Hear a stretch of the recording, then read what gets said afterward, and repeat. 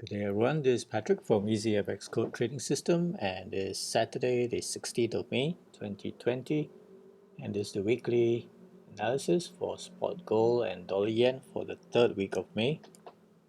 And comparing both charts here, spot gold has broken out above the symmetrical triangle on the Thursday, whereas the dollar yen had already broken out of the descending wedge on Monday, and then retraced for and consolidated for the rest of the week.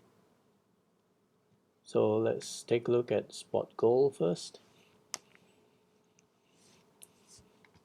And as we highlighted last week that we were expecting a breakout soon, and it eventually broke out on the Thursday, and there were a number of factors for this breakout to the upside for spot gold. There's a lot of fears now with lockdown being eased that there could be a second wave of infections and spread of the COVID-19 virus. So, and also a warning from the Fed Chair Powell that there could be a heavy toll on the economy with this pandemic disruption. There's also on Thursday there was very bad unemployment claims again in the US with almost 3 million claims, and then also with the breakdown in US-China trade talks where phase 1 deal could be in jeopardy. So all these combined, and the spot gold broke out and targeted the recent high in April and spiked through the 1750 level before settling just right at the weekly R2 pivot for a bullish week. So there could be a continuation move next week.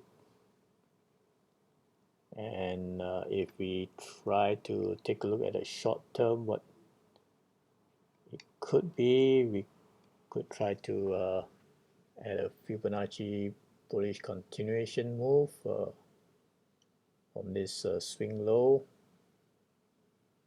at the start of the month to the recent swing high, and the 162 fib extension is at 1756 area. So in the short term that could be a possible target. Last week's weekly R2 was at 1763. We'll see what the new weekly pivots are going to be for this coming week. But yeah, 1756 would be an obvious target for the early part of next week. It could just spike through and then make a retracement lower back to retest the breakout or the swing high around the 1723 area at the 100% fib, and it could even go lower towards the 1700 level, but we'll see where the new weekly pivot will be for next week. It could be close to the 78.6 fib extension level, maybe around the 1712. Right, so now there's clearly a strong resistance here. We'll see whether it can break and close above that, or whether it's just going to spike through it and then pull back.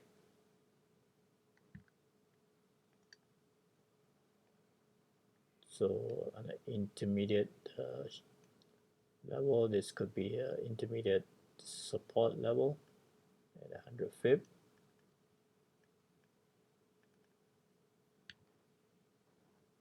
and then the 1700 will be a major support level at the round figure.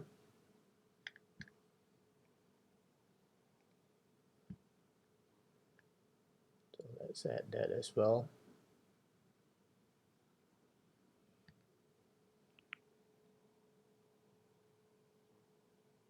All right, this coming week there's only one major set of news on Thursday with the Philly Fed Manufacturing Index, followed by the Flash Manufacturing and Services PMIs. Before that, on Tuesday, Fed Chair Powell is going to testify, so could be further elaboration on his concerns on the impact on the economy. All right, let's take a look at the dollar yen. And after breaking out early on Monday and targeted the daily 55 EMA, right at the 38 fib retracement level, and then pull back into the previous support, previous resistance, now support.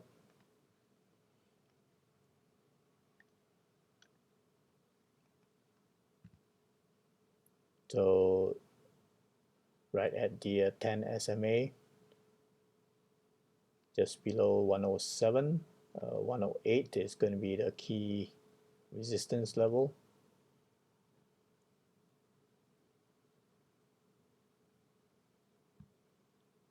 And we'll see whether it's able to continue higher to break through the 108 and then target the daily 200 EMA, or if this support does not hold, then it could pull back into the 50% fib retracement level and to retest the upper trend line of the descending wedge that it broke out from.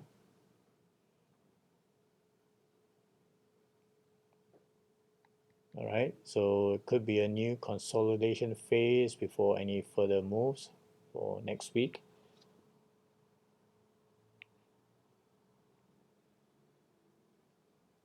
And we'll be on the watch for any further news on the pandemic, the spread of pandemic, and whether it's being controlled and being flattened. However, we'll see whether there are new second wave infections that could further impact economies around the world. All right, do have a safe week and have a good trading week as well. And cheers for now.